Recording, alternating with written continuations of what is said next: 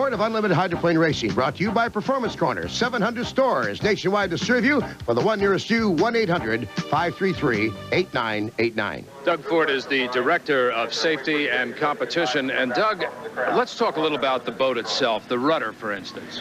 Well, the rudder on one of these big unlimiteds is pretty much the same as a rudder you'd have on one of your family boats or so on. They're a little different, though, in that because of the very high loads at speeds, they have to be made out of very high-strength steel or titanium. And their shape is a little different, too. They have very sharp leading edges and rather blunt or flat trailing edges. And they're often fitted with a tube down here that picks up water to send cooling water to the gearbox and or the engine. Of course, one of the most important parts that we like to talk about is the propeller. Oh, the propellers are very important, Dick. Specifically, these propellers are a lot smaller than you might think for a boat that weighs 6,000 pounds going 200 miles an hour. They're about 13 to 15 inches in diameter, and they have a pitch, what's called a pitch, or how far the propeller will screw itself through the water in one revolution. It might be as much as 22 inches. They're very high-strength steel. They have to support maybe up to 6,000 pounds load on every one of these blades, and they ride with only half of the propeller in the water at one time, only from here on down in the water.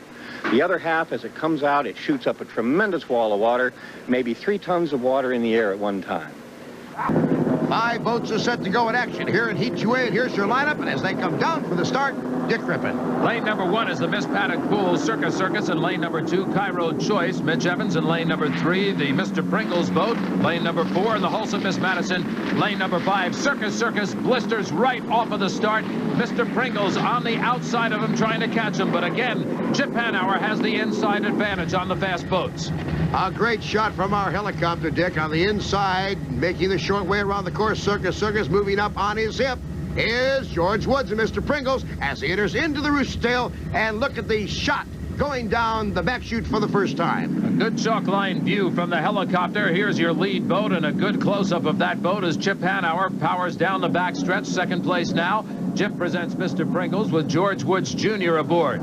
Chip Hanauer going into the turn again, and this is a good indication on these turns as to how the boat will respond to the river, because, of course, in the turns you get the current changes, and you go either for or again the current. So he is watching very closely now for any rollers or any indication of problems on the course. Meanwhile, of the 2 boats in the lead, the second-place boat seems to be a little bit lighter, but look at that time. 1:39.7. That's the fastest lap of the day so far. Chip Hanauer having a great day of racing. He has really been flawless so far in the Miss Circus Circus boat. Chip very confident in his boat and in his pit crew and the job that they've done to get it ready for this race out here.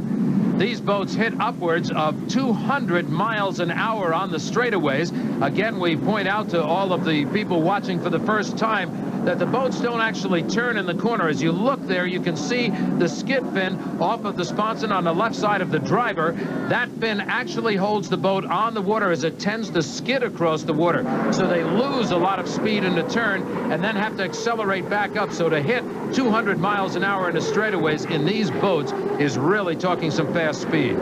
When we show you the lap number 2 here is 134.572 mile an hour, meaning he's hitting about 182 mile an hour in the straightaway to get that speed. A good shot there of the Wholesome Miss Madison as she gets very light on the water. Mike Hansen bringing her back down. That's a scary feeling as these guys see that horizon start to disappear, but he came back down all right.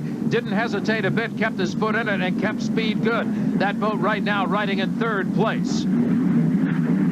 Mike Hansen from the Seattle area, as we said earlier, has moved to the town of Madison, Indiana. Now look at here, as the Circus Circus with Chip Hanauer goes wide. Over along the buoy line is the Paddock Pools, just getting out of the way. Very smart of Jerry Hott. First and second place boats, the Miss Circus Circus and the Chip presents Mr. Pringles, respectively, dropping the Paddock Pools down a lap. There's your lap time, 1:38.079, continuing very fast for Chip Hanauer.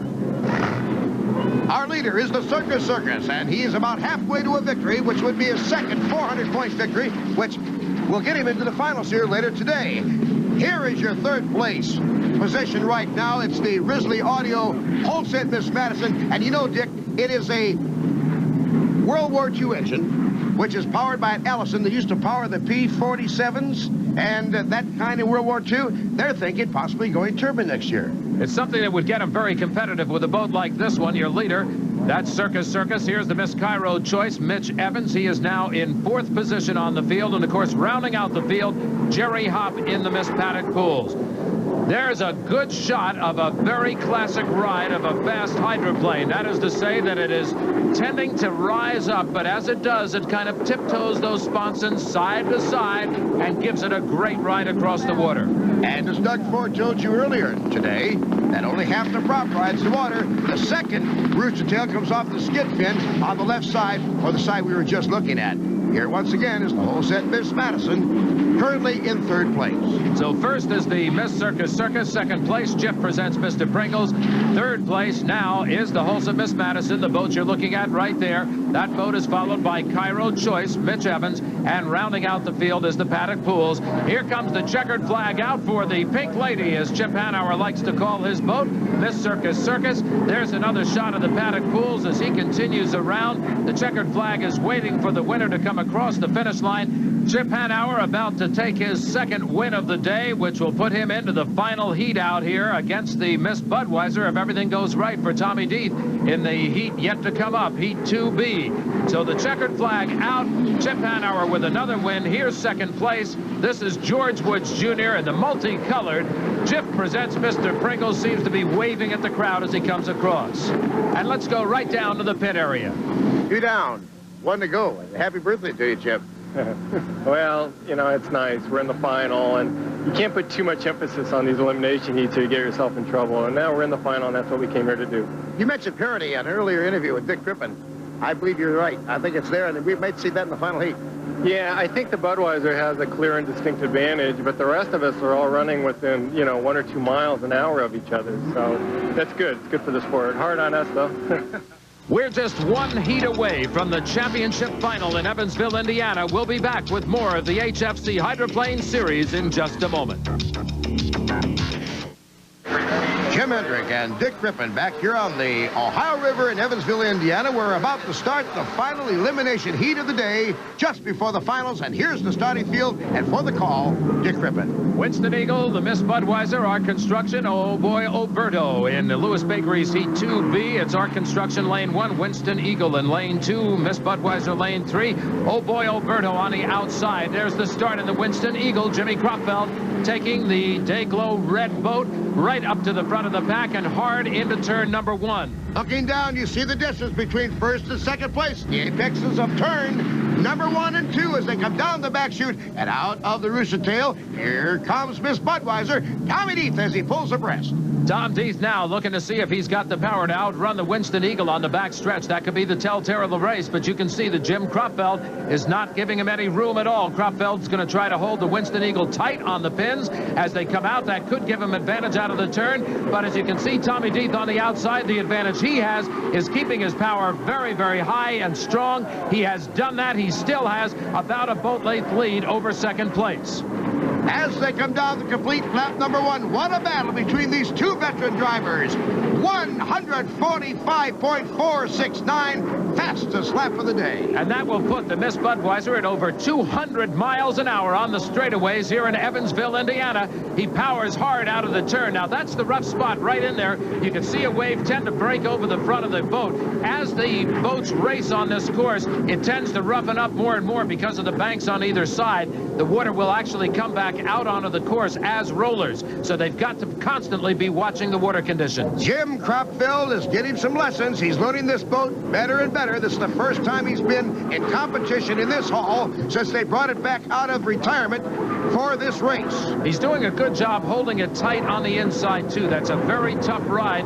You've got to know what you're doing. He's a veteran driver, and Tom Deeth is very well aware of that. Look at that. He's gone up even further. 146.443 for the Miss Budweiser. And he can contribute that speed to the man who's pushing him, the former driver of this boat, now driving the Winston Eagle. Oh, boy, Oberto, on the inside and out of the race for rookie Mark Tate. Tough break for this young man who's just into his first season of unlimited hydroplane racing. racing. This guy, the wily veteran, Jim Cropfeld. Here is another gentleman who came in just a couple of years ago, Steve David. He's driving the Art Construction boat. Incidentally, that little round circle behind the driver, that's actually where another person can look out. They have a second seat in that hydroplane. And they said you can go for a ride anytime. No. Mark my name off the list. I'll watch him and I'll talk about him. And right now, the talk centers on the Miss Budweiser, Tom Deeth. And second place is the Winston Eagle, a beautiful boat. Jim Cropfeld getting a much better ride than he's had earlier in the season. I think he's building a lot of confidence in this boat. The crew already knows the boat. They have a tremendous amount of confidence in it. As they come down the back chute now, the Miss Budweiser has slowed down about 3 miles an hour to 143.3. And it seems, though, the second place boat, the Winston Eagle, Jim Cropfeld very wisely trying to pick up 300 points for second place finish. Both these boats will make the final heat. And, of course, both of these boats are turbine-powered. A new turbine engine on the circuit, Steve David's Art Construction. I don't know how phenomenal I'm going to be. It's a brand-new boat, just true state-of-the-art. We want to get it dialed in these next couple of races, and hopefully by the time we get to Bob's home turf in Honolulu, we'll be the top gunner.